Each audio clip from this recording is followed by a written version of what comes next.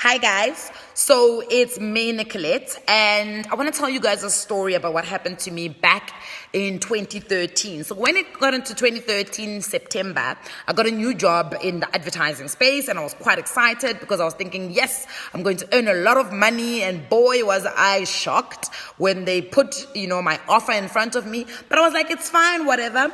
It was quite a big jump from the salary that I was getting back in early 2013. I mean, at some point I was earning like 4,000 rand, and then it was a big jump for me because my take home now all of a sudden was 13,000 rand, and I was quite excited, right? So I had a lot of surplus money that I could save. I then went around shopping for an investment type of thing, and at that time I did not really know the difference between an investment and a savings account, and I was just looking to save a lump sum of my money so that for me, in my world, it was for me to actually either use that money for something that I was going to buy, that I wanted to buy cash, or I was doing it as part of my retirement plan, because at the time the job that I was in didn't have any retirement plans for its employees. Okay, Shapfere, I go to one of the banks and I find this great investment.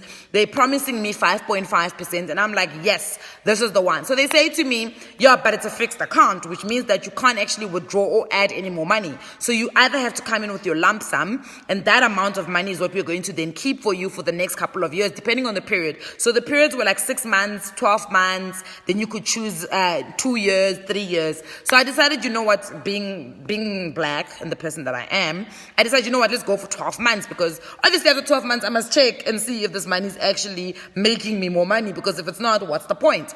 Okay, sharp, then I took a lump sum of 5,000 rand, I gave it to these guys.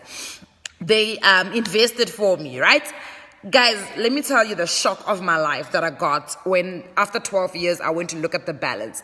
I looked at the balance and I was like, okay, well, this money is not really growing that much. You can actually work it out. I mean, 5.5% of 5,000 rand, you could work out the numbers for yourself, and you will see that it's not a substantial amount. It's not even 10%, guys. It's not 10%, which means that I did not make even more than 500 rand of my, my interest, right? Okay, sharp, no problem. So then I decided, you know what, actually, let me put this money away even more, because now I had actually spotted something that I wanted to buy. But this thing that I wanted to buy was actually like, I think it was going at 6.2, right? I wanted to buy at 6.2. Now, 6.2 at the year, which is now 2014, that I'm reinvesting that 5,300 and something. I can't even actually remember what it was. That I'm now reinvesting, right? Back into that fixed account so that it can grow again.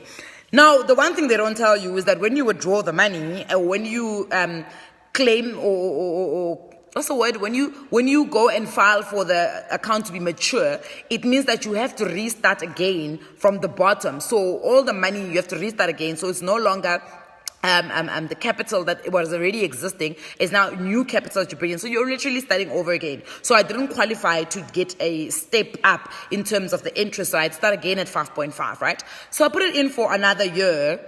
And eventually I remember withdrawing this money, guys, in 2015, right? And I wanted to buy this thing that was 6.2. Now, what I really did not understand was the fact that in 2015, things had changed in South Africa.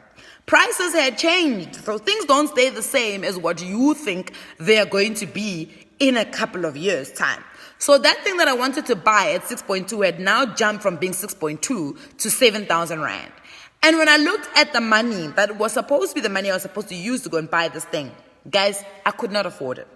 And what I only realized later was the mere fact that in 2015, the average inflation in this country was sitting at 6.12, which means that at the point in which I was investing my money at 5.5, I was actually moving backwards. So what is inflation really? And this is some of the things that we don't get taught, especially if you didn't take subjects like economics, if you didn't take subjects like accountancy, you don't really get taught about inflation. But basically inflation is the changing of prices in a country, a basket of prices. So basically these things change in prices because our money gets eroded, the value of our money. So which is why you will find that ichepisi, you know that square cheppies that is yellow, that sometimes when you unwrap it is pink, green, whatever other colors, blue, which was our favorite. Yellow actually was a softer one. You will find that it was 10 cents back then, and now people are selling at 1 rand or 1 rand 50 for one. That basically is inflation at play. So when you are looking for a savings account, that's why it's important for you to understand that you actually cannot invest in an account that does not beat inflation, right? You can't invest in an account that does not beat inflation. Now, a lot of people will say, but it's so difficult for us to calculate inflation. I always say estimate it, guys. If you do your research, you will find that they'll give you a figure of how much inflation is. Obviously, it changes as sometimes quarterly, or even sometimes monthly. It can either fluctuate, drop, do whatever it does.